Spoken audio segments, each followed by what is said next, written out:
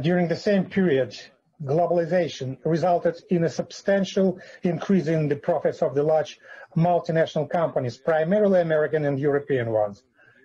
And as to the people in European countries, developed European countries, the tendency is the same like in America. But again, who gets these revenues? Talking about companies, the answer is obvious. Those who represent 1% of the population. And what has happened with the other people? For the last 30 years, the income of more than half of the citizens of a number of developed countries in real terms has not increased, while the cost of education and health services has tripled. Well, has increased and has tripled actually. That is, millions of people, even in rich countries, have ceased to see the prospect of increasing their income. At the same time, they face the problems of how to preserve their own health and that of their parents, how to provide quality education for their children.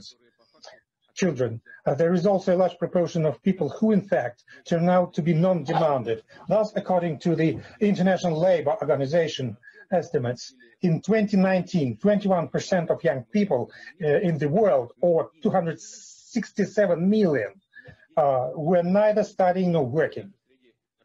And even among those who have work, and it's an interesting figure, even among those who work, 30% live on less than $3.2 a day at purchasing power parity.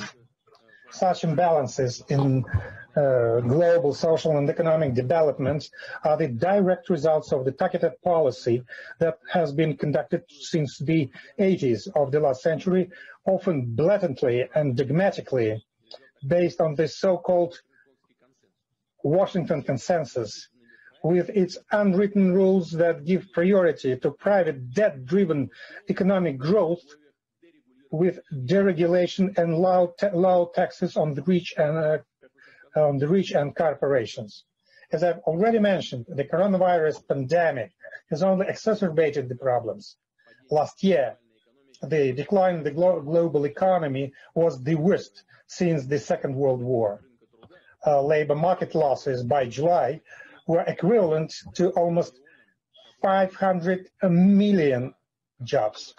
Yes, half of them have been recovered by the end of the year, but still almost 250 million jobs lost is a very large and worrying figure. In the first 9 months of last year alone, global labor income losses totaled $3.5 trillion in the world. And this figure is still rising, which means social tensions are on the rise as well. At the same time, post-crisis recovery is not an easy task. What political beliefs or what political ideas they stick to. Real problems, they lead to discontent. I would point out one more important aspect: modern technology, modern technological. First of all, digital giants have been playing an increasingly significant role in the life of the society.